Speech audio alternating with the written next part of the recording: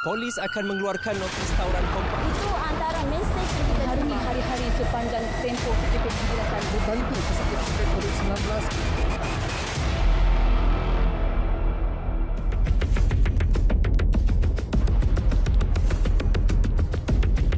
Sistem kesihatan negara kini pada tahap kritikal dan berdepan dengan penambahan jumlah pesakit serta kes kematian yang tinggi. Untuk itu, kerajaan sentiasa memikirkan dan melaksana penyelesaian pemutus lita terbaik dalam usaha menurunkan jumlah jangkitan COVID-19 dalam negara. Terkini, pendekatan Perintah Kawalan Pergerakan PKP 3.0 dilaksana dengan meimbangi antara kepentingan melindungi nyawa dan keperluan menjamin kelangsungan hidup rakyat. Apapun strategi dan formula, kesemuanya menuntut kerjasama semua pihak dalam mematuhi prosedur operasi standard SOP dan amalan norma baharu. Saudara, saya Andy Reza Rohadian dan ini COVID Itu Benar.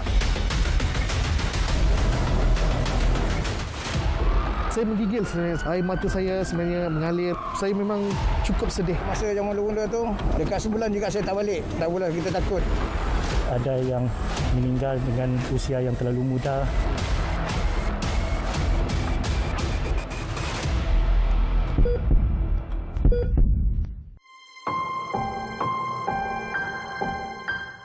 Menggerunkan, cemas dan sayu. Itu perasaan dialami wartawan Mohan Chinasamy dan juru kamera Muhammad Azam Jamaluddin yang membuat liputan eksklusif penyediaan kontena khas untuk menyimpan mayat atau jenazah pesakit COVID-19 di Hospital Sungai Buloh baru-baru ini. Kontena yang mampu menyimpan sehingga 20 mayat itu menjadi topik perbualan hangat dan mengundang pelbagai reaksi masyarakat. Ini sedikit sebanyak menyuntik kesedaran betapa bahayanya wabak berkenaan. Liputan tersebut memberi kesan cukup mendalam kepada Mohan dan Azam. Kita ikuti perkongsian pengalaman mereka.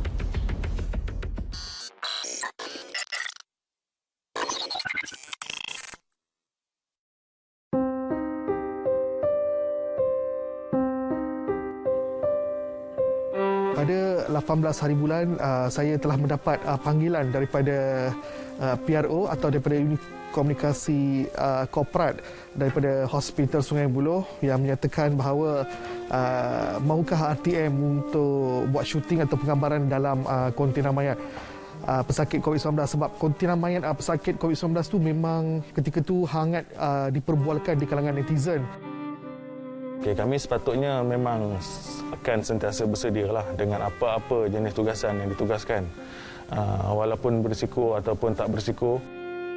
Kami telah diarahkan untuk melakukan pembersihan diri iaitu sanitasi badan sebelum dan selepas masuk ke dalam kontena itu, bagaimana cara-cara dia, dan terdapat beberapa doktor dan jururawat daripada hospital itu yang diminta untuk membantu kami lah. Kami dimaklumkan perlu membawa pakaian tambahan. Okay, di situ bermula perasaan bercampur bau. Apakah yang sebenarnya, keadaan sebenarnya di kontena mayat tersebut? Sebelum masuk tu, kami dah menggigil lah. Kami dah menggigil kerana juru audio tidak dibenarkan masuk. Hanya juru kamera, seorang yang bertugas dalam kontena itu dan juga termasuk saya sahaja yang dibenarkan. Bila masuk ke dalam tu, hati saya memang macam sedih dan pilu lah.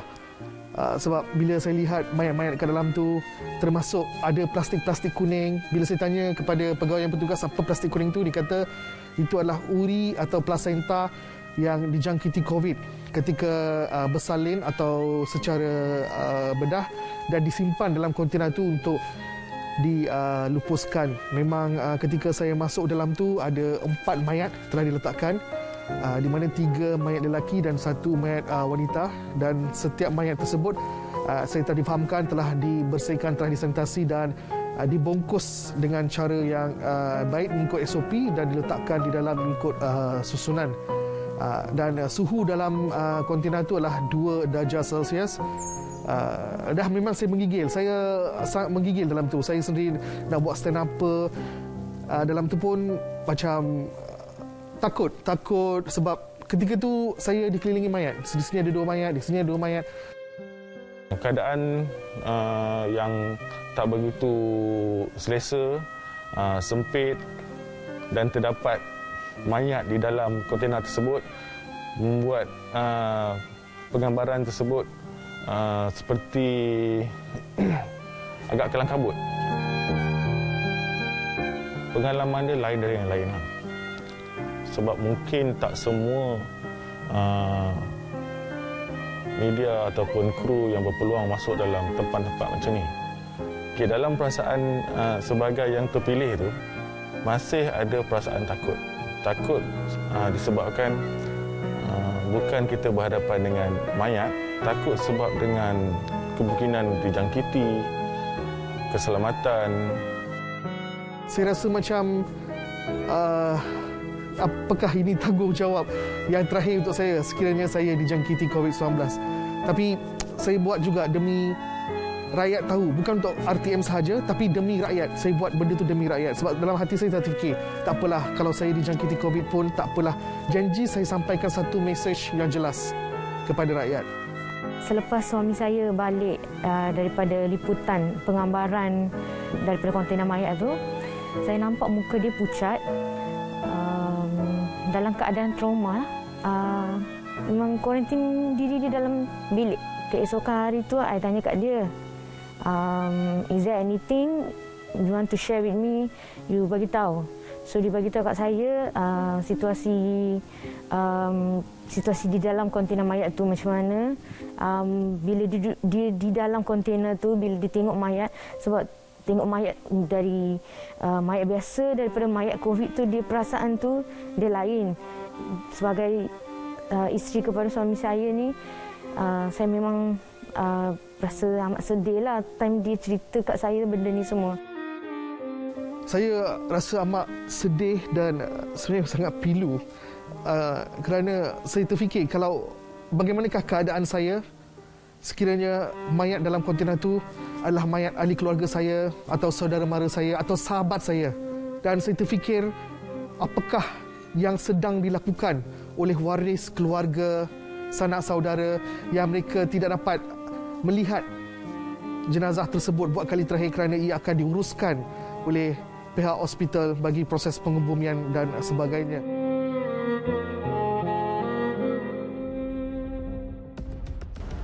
Saudara, kebiasaannya ketika majlis pengebumian, ramai sanak saudara dan rakan taulan yang akan hadir untuk mengiringi jenazah atau mayat ke tanah perkuburan. Namun itu tidak berlaku kepada mayat atau jenazah positif COVID-19.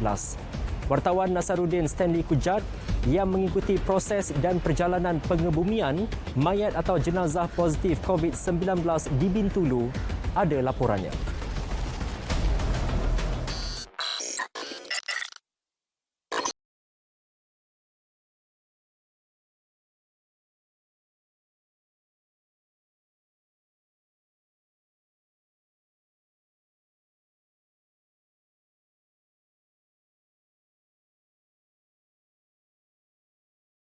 COVID-19 perlu segera dikebumikan dalam tempoh 24 jam.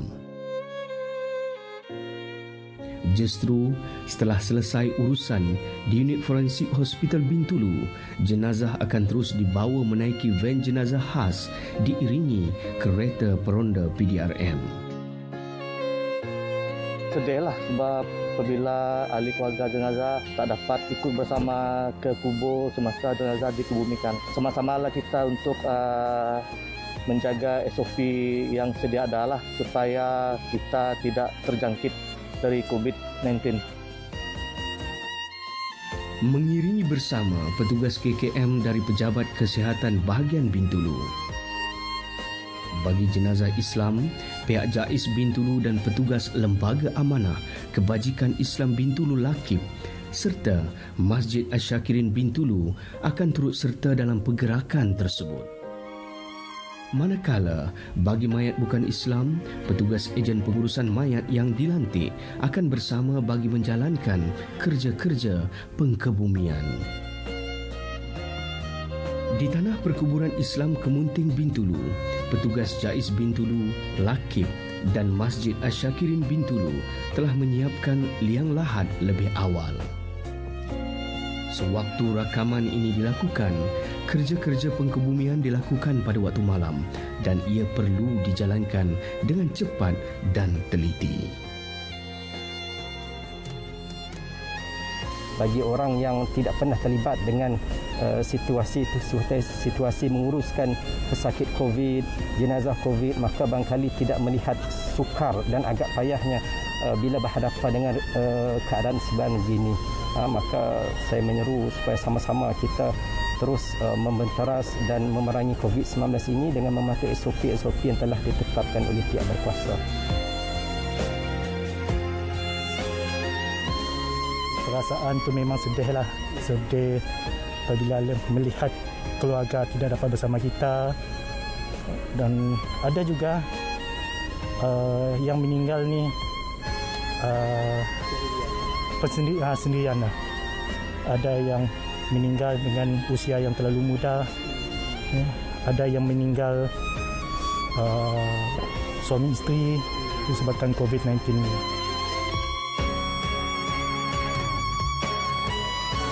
Di tanah perkuburan Roman Katolik Bintulu pula, tapak kubur telah disiapkan sepenuhnya oleh pihak ejen. Situasi sama juga dapat dilihat di tanah perkuburan BDA Batu Dua Bintulu dengan persiapan dilakukan pasukan khas ejen yang dipilih keluarga si mati.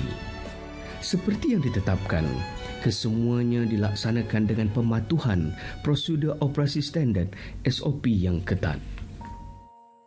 Setiap langkah sehingga lubang kubur di kampus dilakukan dengan diselangi proses sanitasi bagi memastikan tiada jangkitan berlaku.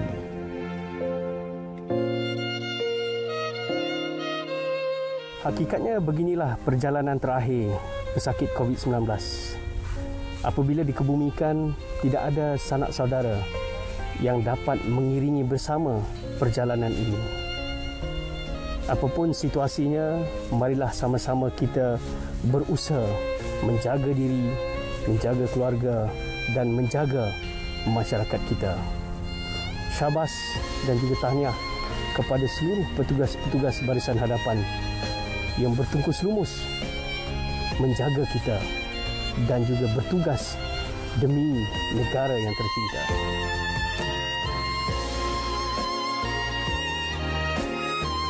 Nasaruddin Stanley Kujat, RTM. Polis akan mengeluarkan notis tawaran kompak. Itu antara mesej yang kita harungi hari-hari sepanjang tempoh PKP digunakan membantu pesakit COVID-19.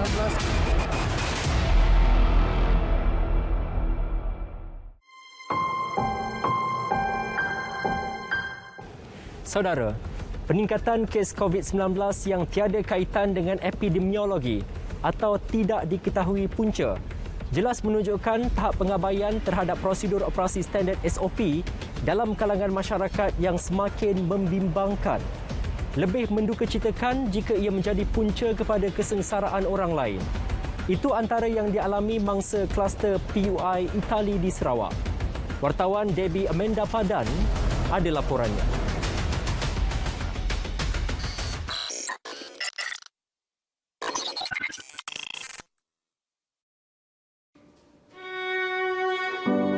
Wabak COVID-19 bukan saja meragut 1, malah 5 nyawa ahli keluarga terdekatnya. Itulah yang dilalui Muhammad Ghazali Abdul Rahman yang kehilangan ibunya Rokayah Draman yang meninggal dunia akibat COVID-19. Sambutan Aidilfitri tahun lepas juga tidak disambut seperti tahun-tahun sebelum ini, apatah lagi tidak berpeluang untuk melihat pusara ibunya sendiri. Kita dapat yang kita positif bersama dengan isteri dan diarah masuk ke ward pada 21. Dan dalam pada 21 hari bulan tu dapat berita yang adik perempuan meninggal. Waktu itu demam dan nafas pun sesak nafas. Bila menerima berita makin lemah semangat.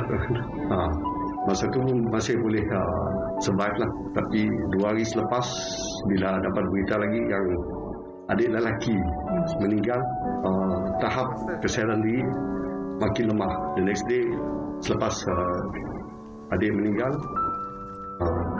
saya pun dimasukkan ke ICU lah. Mengikut kepercayaan kita lah, kita percaya pada qada dan qadar, dan segala ujian itu semua datang daripada Allah. Dan bila kata mereka dah dijemput awal, kita reda dan bagi diri sendiri pun seperti keajaiban.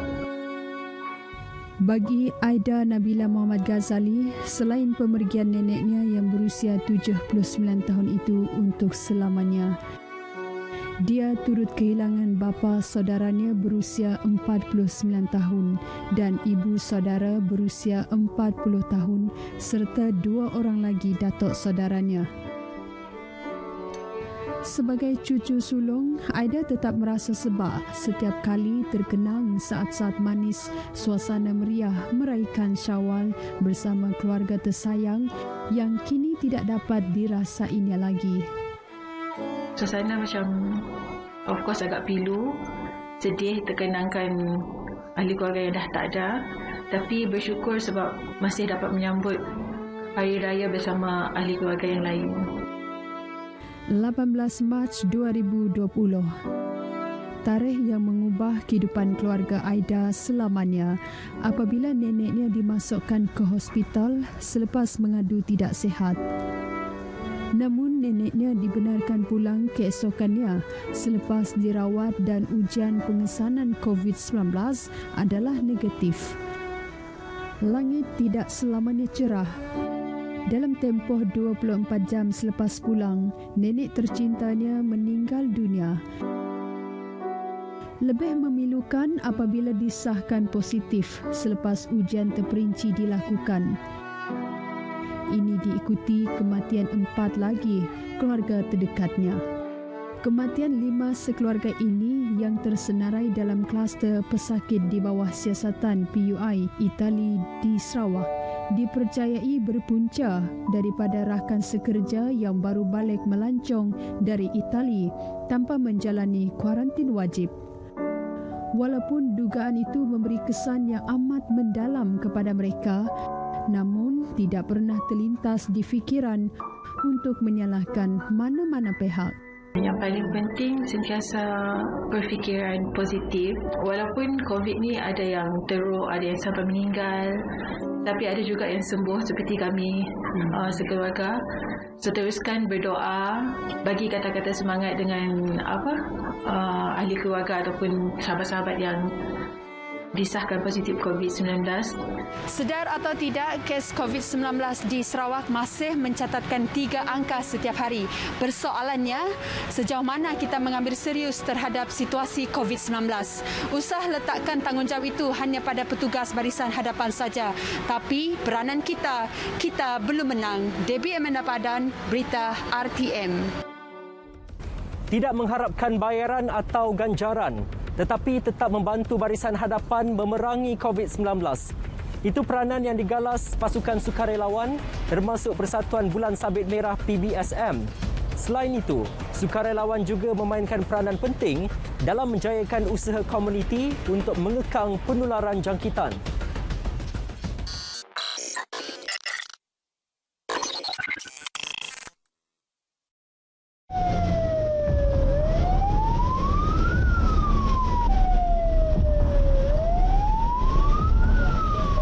Peningkatan kes yang mendadak di negara ini menyaksikan keperluan mendesak tenaga kerja dalam sektor kesihatan. Justru kehadiran sukarelawan sedikit sebanyak membantu dalam koordinasi di lapangan. Biarpun segelintir pihak menganggap tugas ini remeh berbanding petugas barisan hadapan lain seperti doktor, polis maupun tentera, tetapi tidak semua orang mampu menggalas amanah seperti mereka. Namun, sama seperti petugas barisan hadapan, anggota PBSM turut melalui pelbagai kesukaran seperti tekanan emosi dan keletihan. Saya sempat rasa homesick. So, Oleh sebab saya tak boleh tengok ibu bapa saya ataupun meluangkan masa dengan mereka, saya rasa pressured and I tend to cry sometimes that I cannot go and meet them. And then even though we feel letih and all, but still our passion towards helping the society was there. Banyak yang passion tak diklaimnya tu sakit dia, dan saya pun ada keluarga takut merebak ke apa. Malah apa yang lebih menyedihkan, terdapat anggota PBSM yang turut dijangkiti COVID-19 ketika menguruskan pesakit wabak berkenaan. Ya, sedih juga kerana ada beberapa daripada pegawai sukarelawan Bulan Salib Merah ni telah dijangkiti COVID semasa mereka menjalankan tugas. Walau apa pun kita tidak dapat dinafikan buat masa ini healthcare workers seperti hospital pun ya, dari dulu sampai sekarang kita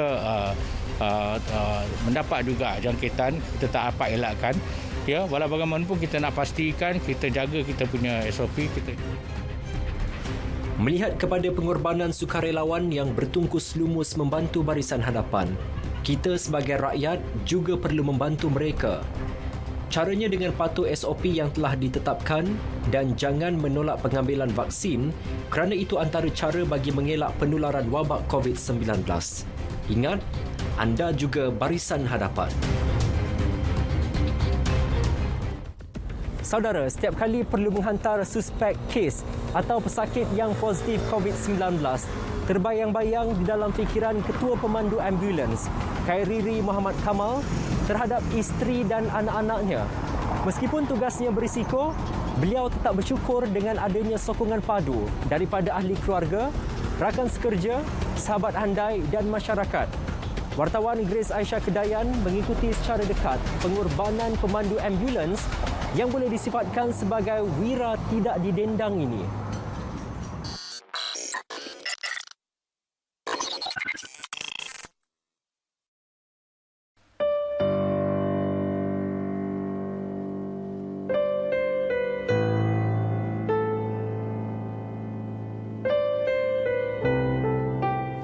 Bertugas seawal 7 pagi saban hari, Khairiri terpaksa meninggalkan isteri tercinta dengan 6 orang anaknya.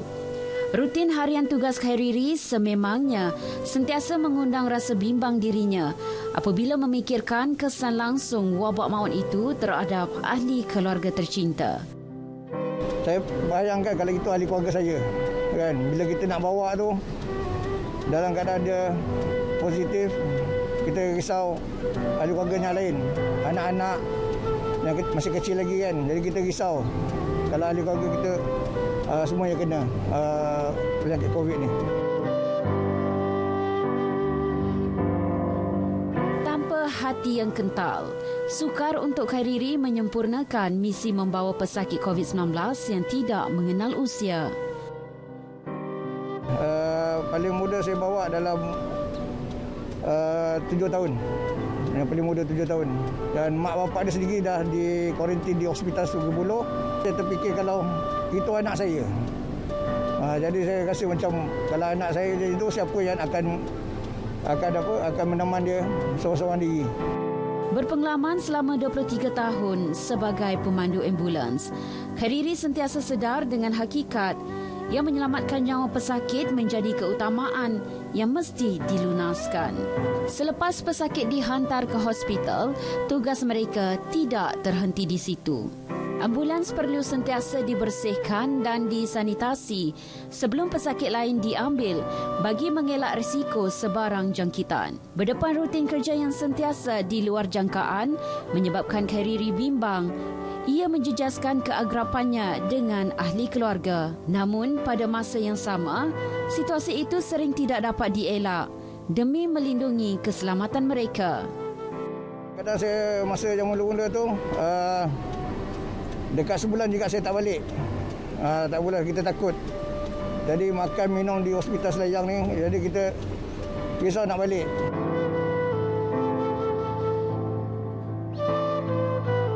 Bagi isteri Khairiri, pendekatan komunikasi sentiasa diamalkan demi mengekalkan keharmonian hidup berumah tangga.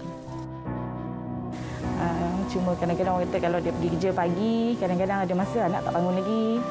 Lepas tu bila dia balik, anak-anak dah tidur. Kadang macam tu lah. Dan kalau masa yang tak balik tu memang tak balik lah. Anak-anak lah dia rasa macam apa, macam jauh ayah dia sebab jarang balik kan. Kemesraan antara dia dengan anak tu nampak macam orang kata ada batas lah. Sebab apa, dia bekerja kan. Jadi bila bekerja dengan COVID pula tu, jadi balik tu nak rapat dengan anak-anak tu takut sikit lah. Jadi ada jarak lah kiranya. Anak sulung Khairiri yang berusia 23 tahun pula mengakui nikmat bersalaman dengan ayahnya sememangnya amat dirindui. Apa tidaknya, dalam banyak keadaan, dia hanya mampu melambai ayahnya dari jauh. Bagi saya benda ni agak hibah dan sedih agak lah. Sebab selalunya kita macam mana pun dengan orang tua ni bersalam, peluk apa semua. Tapi bila tak dapat ni, dia macam nikmat tu hilang sementara. Bukanlah sementara tu maknanya 2-3 hari. Tak juga. Maknanya dalam macam minggu, lepas tu bila seminggu dah dapat balik rumah apa semua tu, bolehlah kita salam apa semua kan.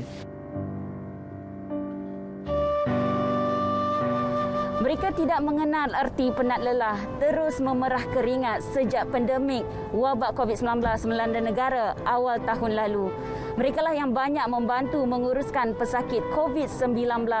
Malah mereka berpotensi besar terdedah dengan wabak ini serta bebanan kerja yang berlebihan. Bayangkanlah saudara, mereka memiliki ayah, mak dan juga anak yang kecil di rumah. Berat mata memandang, berat lagi bahu memikul. Grace Aisyah Kedayan, COVID itu benar.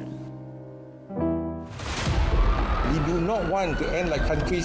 We have to select who will live and who will. Ada perindesi tapi tidak ada pengesahan daripada mana-mana balai polis. Kalau tak perlu keluar dari rumah, jangan keluar.